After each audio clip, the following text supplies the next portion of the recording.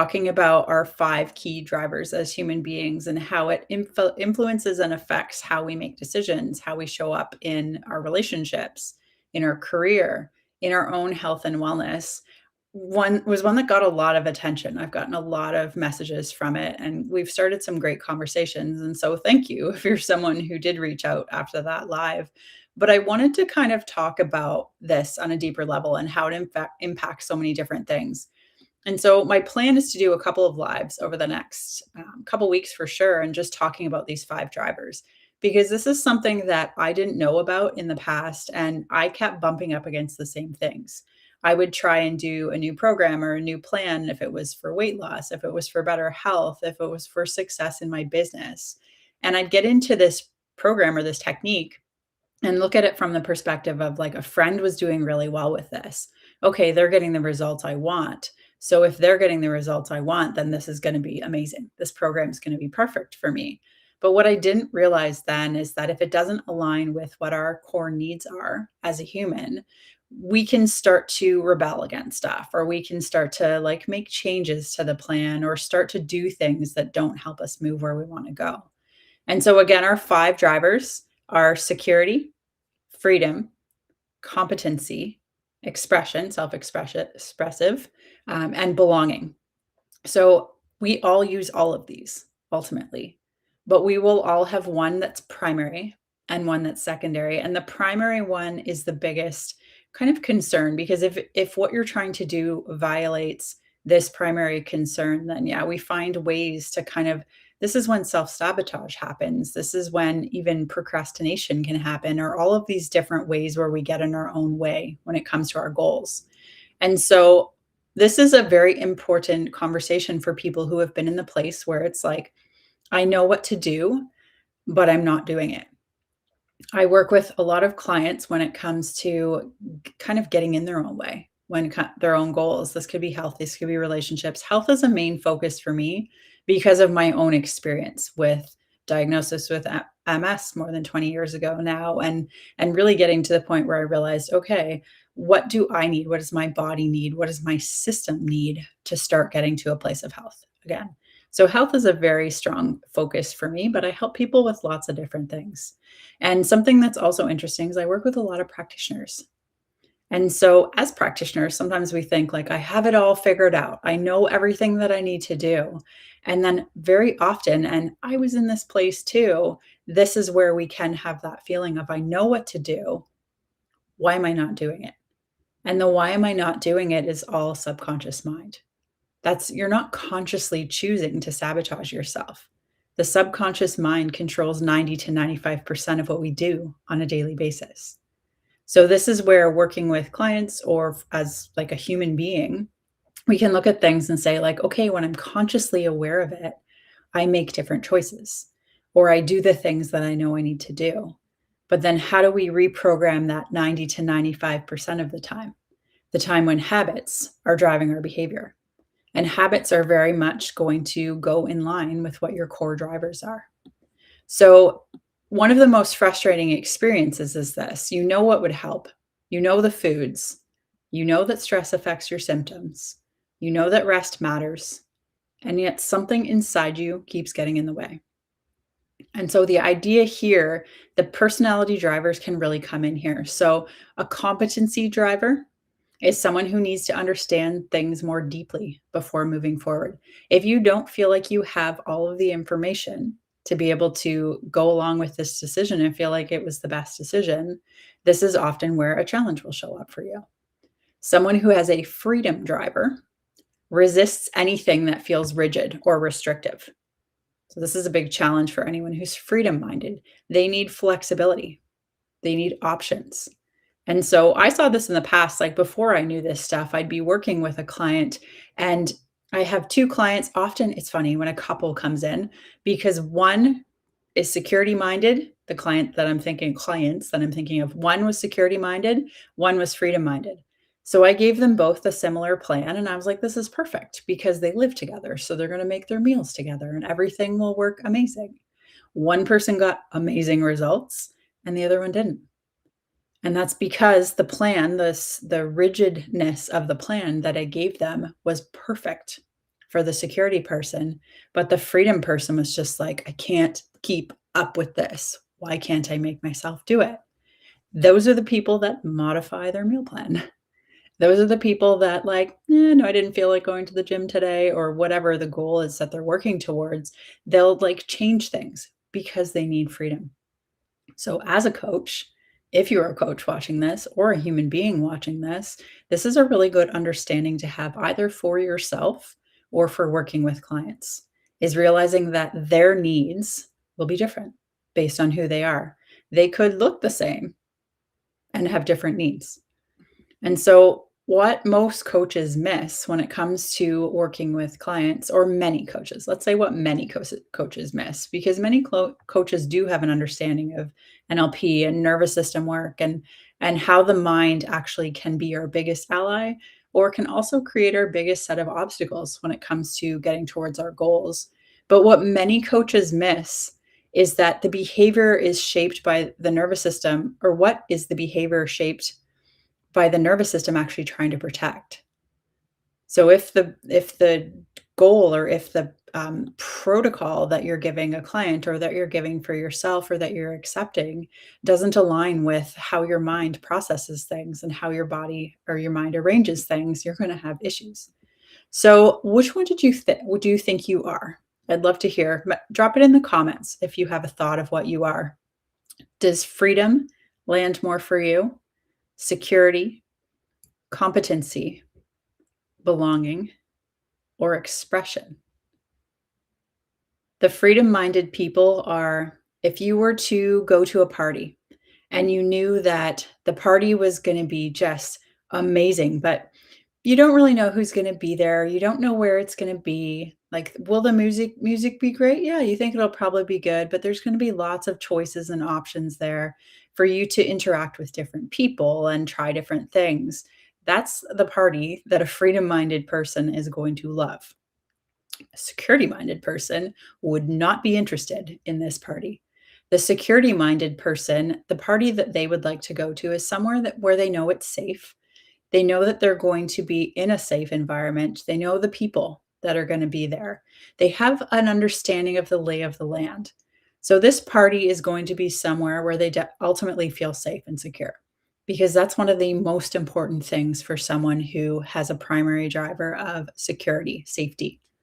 A competency minded person wants to know that they're going to contribute when they're in this party, wants to know that like their input and their opinion and their kind of thoughts are going to be valued and respected when they're at this party. If they get an invite to a party and they find out that this is going to be people that are going to put them down, people that are going to judge them or second guess them or not believe in the information or in anything that they share, they're not going to want to go to this party, because competency likes to feel like they're smart and like they're contributing to the conversation. A belonging person. If you invited a belonging person to a party and you told them, "Yeah, we're going to this awesome place. We're not going to know anyone that's there. And they might not even like us, but the music is going to be out of this world. It will be so incredible." The belonging person's going to be like, "Yeah, but I don't know anybody there. And they probably aren't going to like me anyway. I'm out." This is a nope, no thank you for the belonging person. The self-expressive person. This person likes to do things differently. This is the person that, from a client perspective, that's the nobody really understands me. They beat to their own drum. They like to do things that are exciting and interesting. And so I heard this on a call recently with a colleague that was talking about this. But if you invited the self-expressive person to a party and you said like, "Hey, yeah, no, we're going to Kelsey's and they're going to have half price wings, but it's just, the average ordinary night." Nope, the self-expressive person is not interested in that. They like things that are unique and that are different. And so which person are you? Which person would you say lands more with you? None of these are wrong. And we all display the different personality types in different areas of our life. But when it comes to kind of your overall arching, I'd love to know. Drop it in the comments. Which one do you think sounds the most like you? Is it freedom, security, belonging, self-expressive, or competency?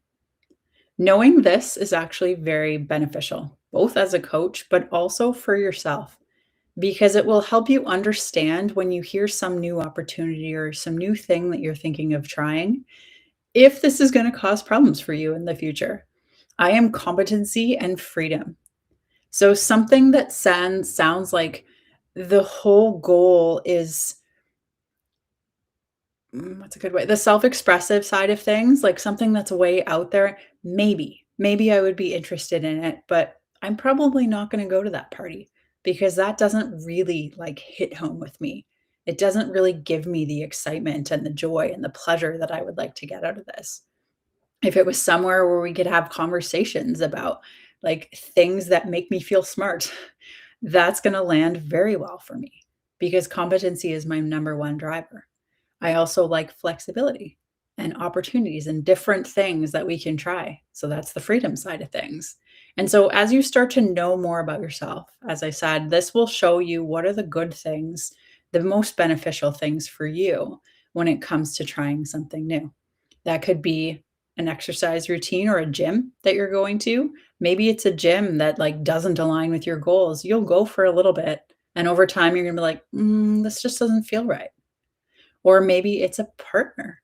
This is a really interesting one because we don't walk into a bar when we're meeting a new person and go up to them and say like, "So I would love to know what are your core drivers?" Because like we could go through a honeymoon stage where like things seem great, whatever, and then all of a sudden we wake up one day and we're like, "Who is this person?